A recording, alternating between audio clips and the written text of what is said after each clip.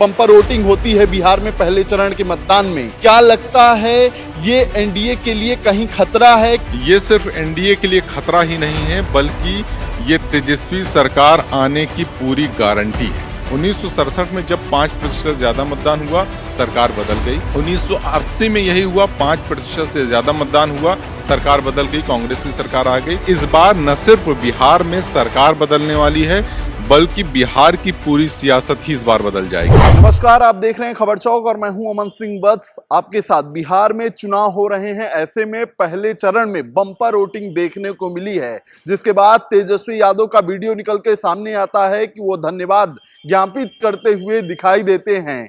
क्या ये bumper voting NDA के लिए कहीं कोई खतरा तो नहीं? इसी पर बातचीत करेंगे आज अपने पत्रकार साथी से कि उनकी क्या राय है। जिस तरीके से बम्पर वोटिंग होती है बिहार में पहले चरण के मतदान में, क्या लगता है ये एनडीए के लिए कहीं खतरा है? क्योंकि तेजस्वी यादव इस वोटिंग के बाद कहीं ना कहीं धन्यवाद ज्ञापित करते हुए नजर आते हैं बिहार के लोगों का।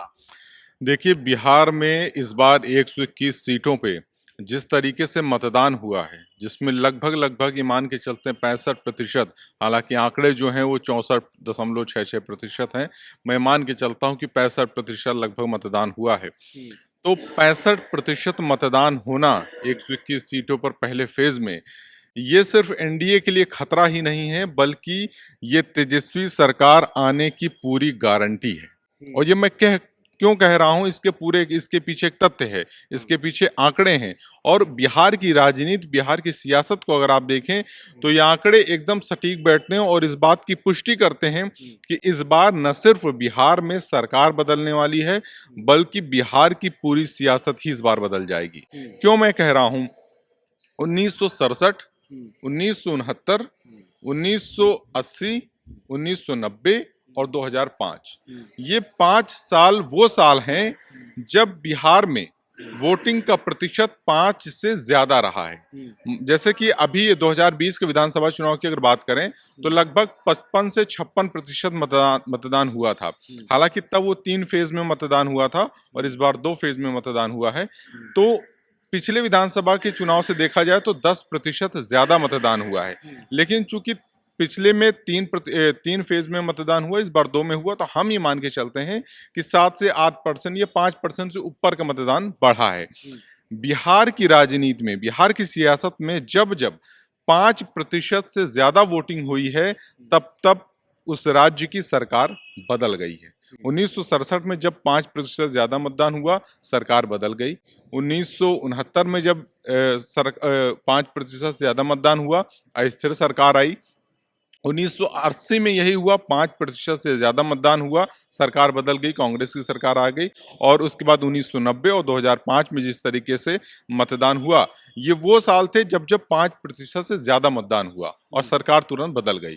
तो इस बार का जो मतदान है वो तो 5% से कहीं ज्यादा है, बम्पर वोटिंग हुई है। तो ये बम्पर वोटिंग इस बात का इशारा कर रही है कि इस बार नीतीश कुमार सत्ता से बेदखल होने वाले हैं, तेजस्वी की सरकार बनने वाली है। और इससे महत्वपूर्ण बात यह है कि इस बार थर्ड फ्रंट के रूप में जनसुराज का एक बहुत बड़ा उभार नजर आ रहा है, जो कि आने वाले समय में चिराग पासवान की पार्टी हो या बीजेपी हो, उसको खत्म करने का काम करेगा। क्या लगता है इस बम्पर वोटिंग से एनडीए को, या यूं कहें कि भारतीय जनता पार्टी को भी भारी नुकसान हो रहा है? बिल्कुल हो रहा है। अब आप देखिए, वीडियो सामने निकल कर आ रहे हैं कि भाजपा नेताओं को, भाजपा के विधायकों को दौड़ा के भगाया जा रहा है। वो अपने क्षेत्र में जा रहे हैं तो उनको दौड़ा के भगाया जा रहा है। कारण ये है, बिहार की जनता जो है अब रोजगार चाहती है, अब वो शिक्षा चाहती है। बिहार की महिलाएं, बिहार की लड़कियां अब नौकरी के साथ साथ सुरक्षा व्यवस्था की जिम्मेदारी चाहती हैं। अब वो जंगल राज और कट्टा और इन सब चीजों से ऊब चुकी हैं। अब उनको धर्म के नाम पे आप बांट नहीं सकते हैं। हर व्यक्ति को खाने के लिए 2 वक्त की रोटी चाहिए, एक अच्छी लाइफ स्टाइल चाहिए, और उस अच्छी लाइफ स्टाइल के लिए धर्म के नाम पे वो सब चीजें नहीं हो सकती हैं। उसके लिए आप उनको बहला फुसला नहीं सकते हैं। सालों से, करीब 15-20 सालों से बिहार की जनता सब कुछ देखती आ रही है, इन सब से ऊब चुकी है। इसलिए इस बार के चुनाव में जो बम्पर वोटिंग हुई है, उससे एनडीए को मुझे लगता है कि बहुत बड़ा नुकसान होने वाला है। जो जनाधार, जिसकी दावे लगातार पार्टी करती रही है, वो जनाधार बहुत तेजी के साथ घटा है। और इस बार बिहार की जनता ने वोट रोजगार के लिए दिया है, शिक्षा के लिए दिया है और अपनी इस जो जीवन शैली है उसको सुधारने के लिए दिया है। तो क्या माना जाए कि आरजेडी के लिए, तेजस्वी यादव के लिए एक बड़ी खुशखबरी सामने आने वाली है? निश्चित रूप से बिहार की जनता ने, मुझे लगता है, सब तय कर लिया है इस बार की वोटिंग से, जो साफ नजर आ रहा है कि इस बार एक युवा चेहरे को मौका दिया जाए। बहुत सालों से नीतीश कुमार को हमने मौका दिया, लेकिन इस समय जिस तरीके से उनकी सक्रियता है उसको मुझे लगता है बिहार की जनता जो है पचा नहीं पा रही है। और जिस तरीके से बीजेपी नेताओं की बेरुखी जनता के प्रति रही है, चाहे वो सम्राट चौधरी हो चाहे अन्य नेता हो, जिस तरीके से उनकी बयानबाजी हुई है, उससे बिहार की जनता ने तय कर लिया है कि इस बार एक नए चेहरे को मौका दिया जाए। और एक मौका देके देखते हैं कि बिहार में तेजस्वी यादव की अगर सरकार आती है तो क्या बदलाव होता है।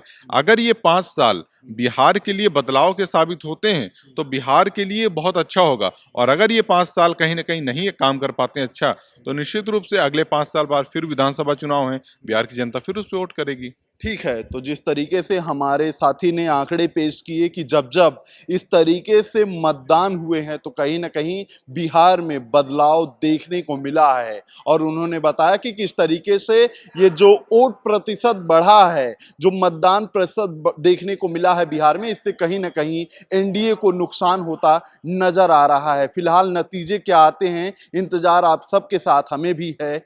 तो आज के लिए इतना ही। ऐसी खबरों को आपके बीच में लेकर आते रहेंगे, तब तक देखते रहिए खबर चौक। कैमरा पर्सन अभिजीत के साथ Aman Singh Vats, Lucknow. New public inter college Lucknow, admission open. For more information call 0522 282232 और 7755 089585।